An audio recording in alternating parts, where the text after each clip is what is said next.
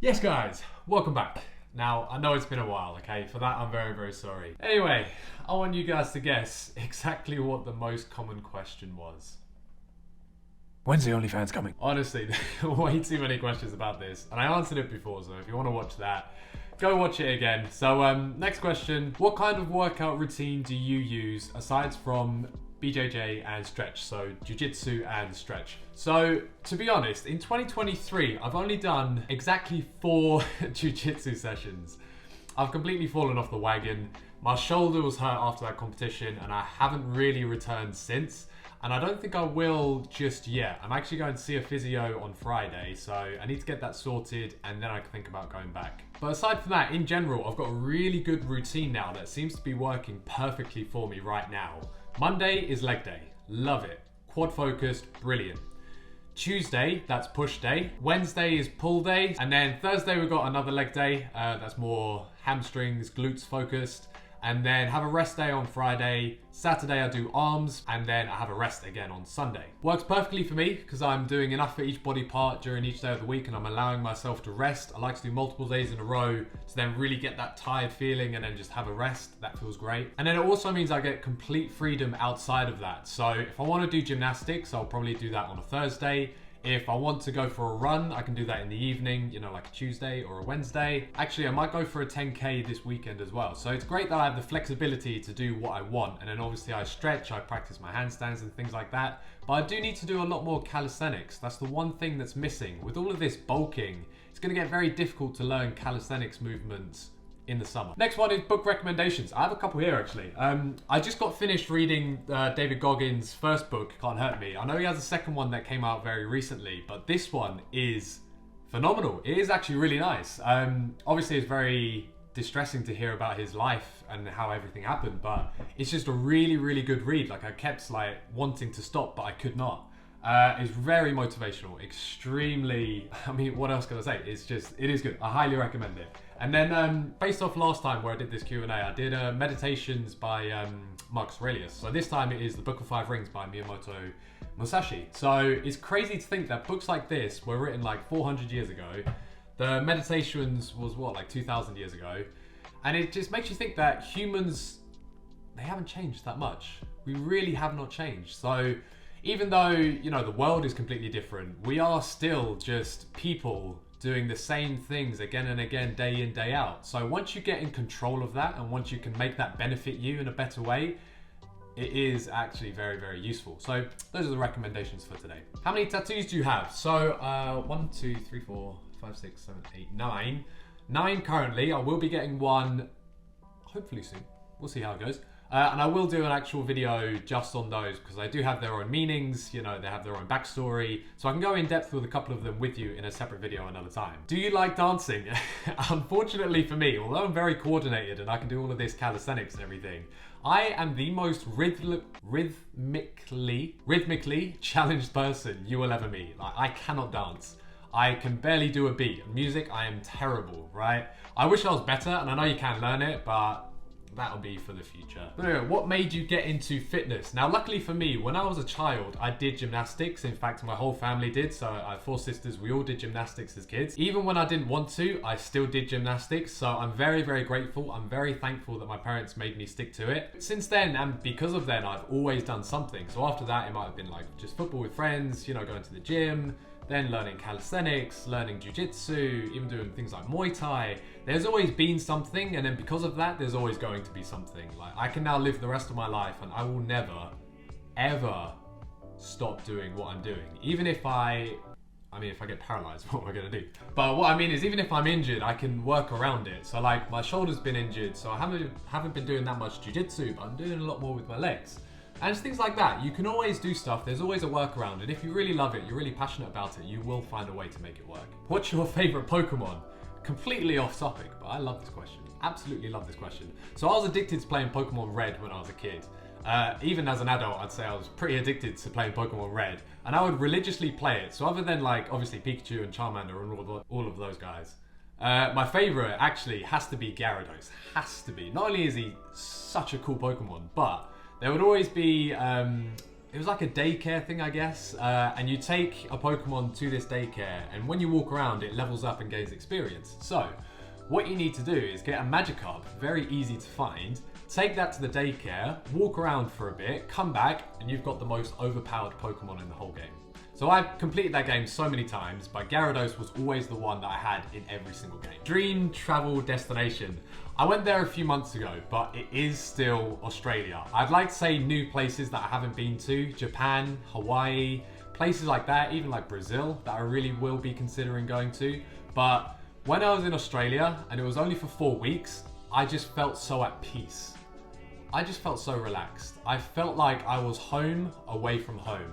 And I haven't really experienced that anywhere else. I've been to dozens of countries, and that is the only place where I've really said I can live my entire life here happily right now. So especially around like Noosa Heads and what was the other place? Sunshine Coast. That sort of area was just stunning. And it's the lifestyle that I like. It's very active. You know, people are waking up very early in the morning. The sun is out. They're going to the beach. They're seeing their friends, walking their dogs, things like that. And that is exactly what I want. So that is still my dream destination, even though I've already been there. How do you deal with the confidence in the gym? I'm struggling. That's actually a really good question and a good point, because I get this a lot, especially in real life with some clients that I have, and I completely understand it, but trust me when I say, when you walk into the gym and you look around, nobody is looking at you. Why is that? They're all there, focusing on themselves, on their own journey, whether they're at the very beginning of their journey, 10 years into their journey, like they are all just there working on themselves, improving their life, improving and working towards their goals. So really, when you're at the gym, no one's really there judging anyone, really, for that fact.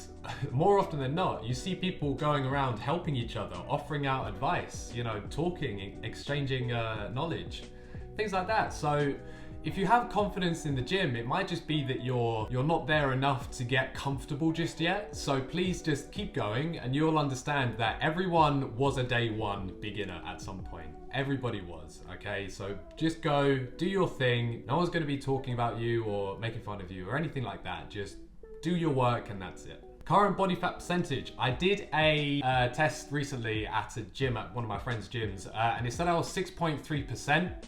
Whether or not that's entirely accurate, I'm not too sure. But it's under 10%, around about like 6 to 8%, something like that, I'm sure. Which, by the way, is massive improvement on where I was during that jiu-jitsu tournament. That was horrible because I was cold all the time. I had no energy, no libido. Everything was just awful. Whereas now, like, I just feel good. I feel so much better. Favorite subject in school? Now, there was only one subject I was actually only ever good at. Can you guess what it is? You know what? PE, I was terrible at. Physical education, I was terrible. Mostly because of the technical, like, knowledge aspect of it. I was terrible.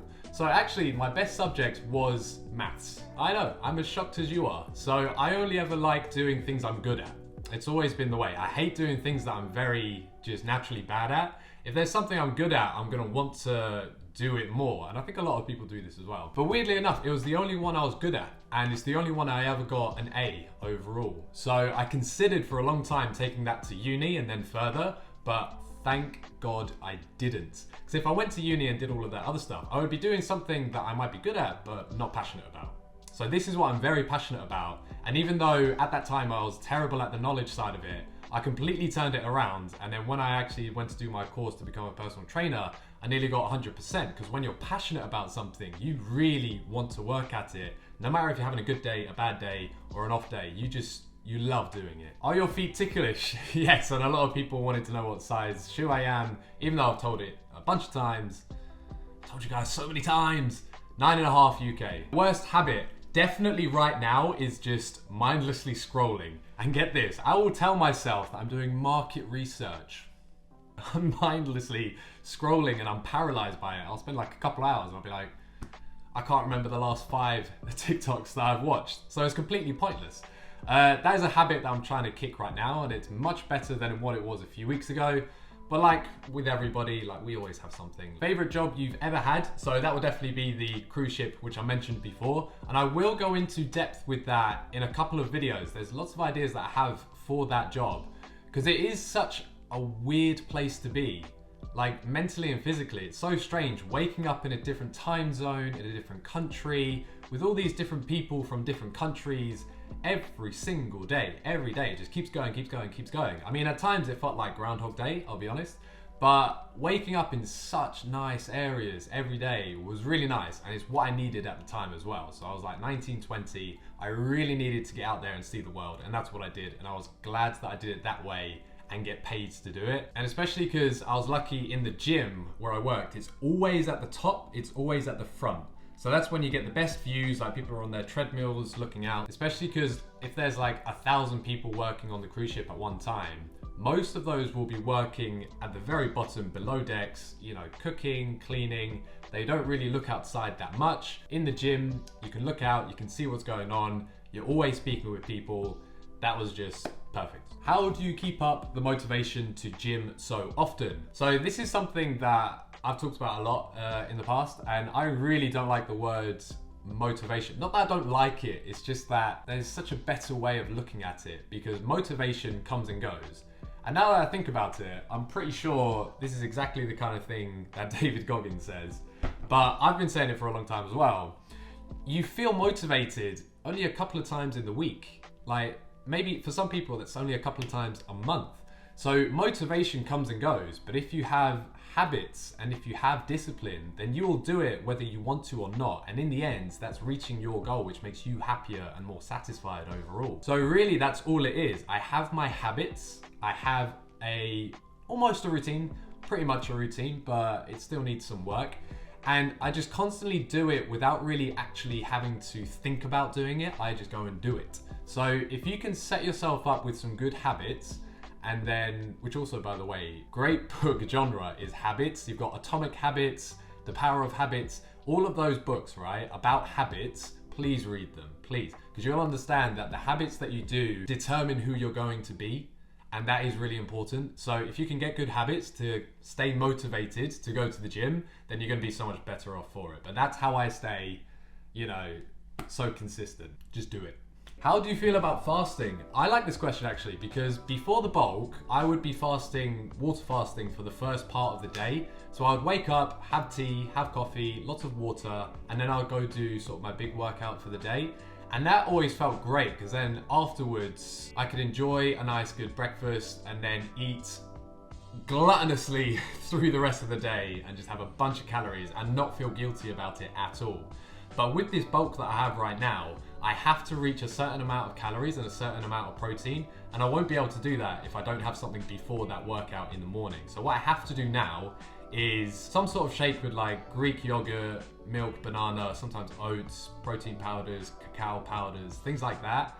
I always have that first thing in the day so I don't feel too full, but it is a bunch of calories, especially if I add things like peanuts and seeds in there. But to be honest, I would prefer to fast for the first bit of the day. And I have done fasts before for much longer periods, so like for 24 hours, as an example. I might not do longer than that, but I do like that feeling of fasting. And I do think it has significant health benefits to most people.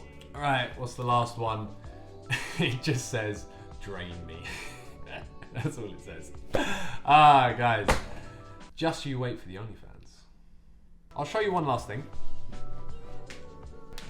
It's been going very well. In terms of gaming, I've always played games. I absolutely love them. And I was putting this off for a very, very, very long time. What I'm gonna do now is stream on Twitch. I have Hogwarts Legacy. I've never played Red Dead Redemption 2. I've never played the God of War games. And then a bunch of others that I can't think of right now. So what I'd like you to do is let me know what games you would like me to stream, and then how engaged you want to be with it. Because what I would love to do is play like COD Zombies with some of you, or play Fortnite with some of you, things like that. I want to have a wide range of games, and I want you guys to let me know in the comments exactly what you want to see from me, okay? But anyway, signing out, and I'll catch you later. Love you guys, bye.